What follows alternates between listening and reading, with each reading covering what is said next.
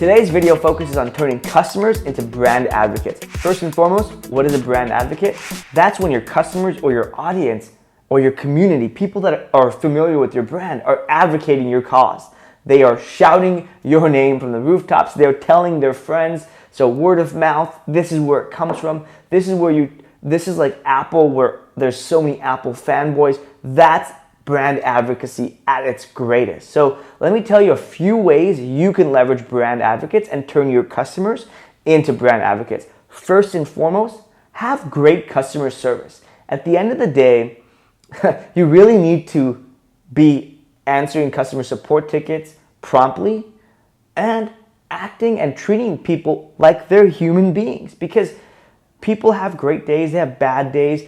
They might have a small issue with your site or your program or your product. Resolve that. Be kind about it, right? Don't have these canned responses, because people can tell. It's very, very obvious. And this sounds like a very basic thing, but frankly, it's one of the biggest problems for most companies, that they just have a really bad support department. So make sure you hire enthusiastic people that are really passionate about helping people. The next thing is to ask customers for feedback. Look, I'm not saying take all their feedback and implement it. That's freaking hard. I'm just saying ask customers, what could you do better? What would they like to see? What are some features they want to see? What are some problems they're having?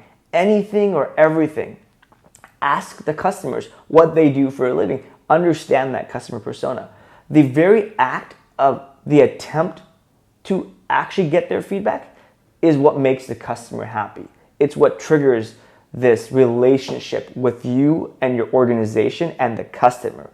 So definitely ask for feedback. The next thing is to surprise them. Better yet, delight them. And what does that mean?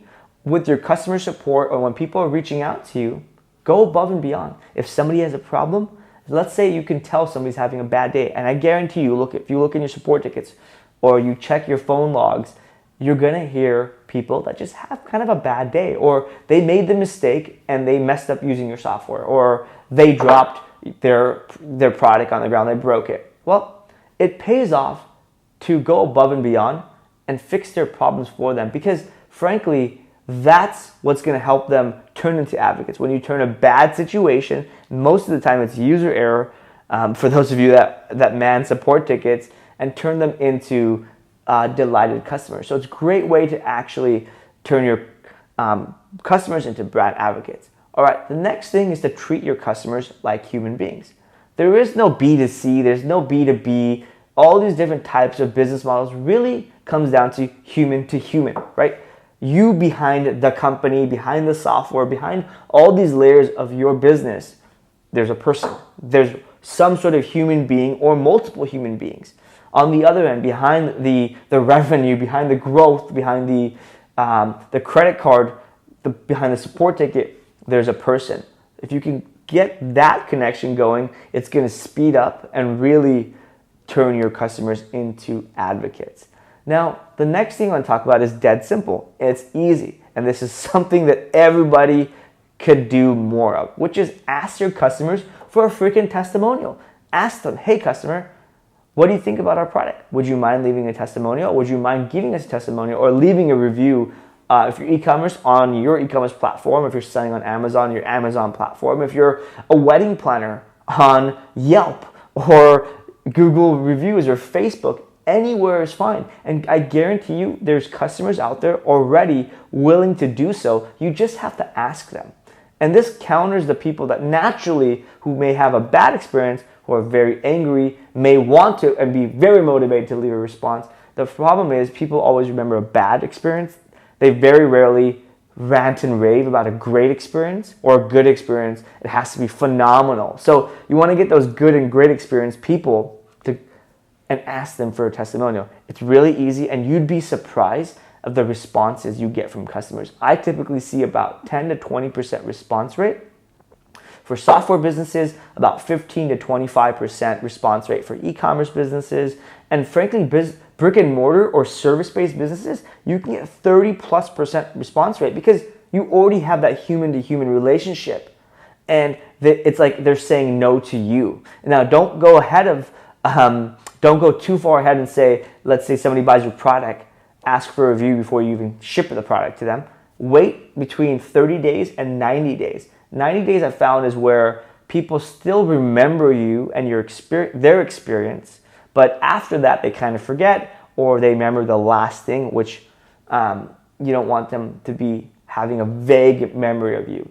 The other thing is to be transparent. Now, this isn't really a tactic. This is more of a kind of an approach to doing customer support and really talking to your customer. A company that does a great job at this is Buffer. Buffer is super transparent to the point where it's a marketing strategy for them. I know they're genuine people. Joel and Leo, I've met them multiple times, had great conversations, but at the end of the day, it's one of their best marketing tactics and strategies because people love them.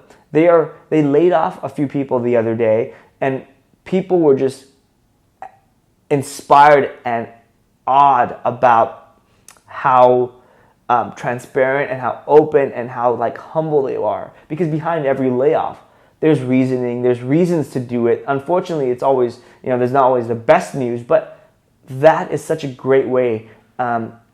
Transparency is such a great way to essentially talk to your customers and your employees. So if you're bold enough to try transparency, I know it'll work.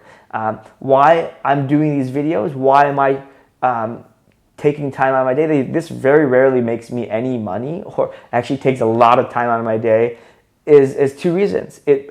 One, it helps me educate my customers, potential customers, and it helps me showcase all of my knowledge, aka be transparent.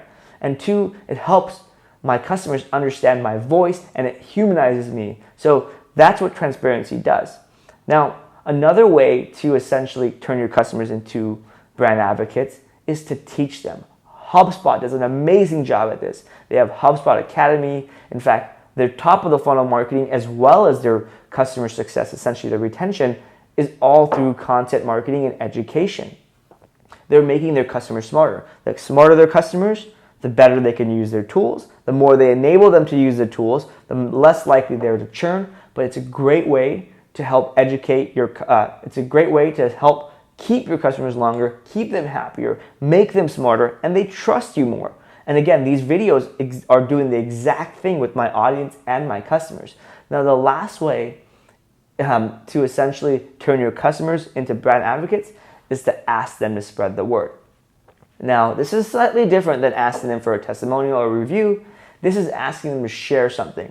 Share it with their friends. This is kind of like referral marketing, where you're asking people to share this link, but don't incentivize them. A lot of people start with an affiliate program or a referral program where they say, I'll give you 1 month free, I'll give you $50, whatever it is, I'll give you 1 month and the person you refer 1 month.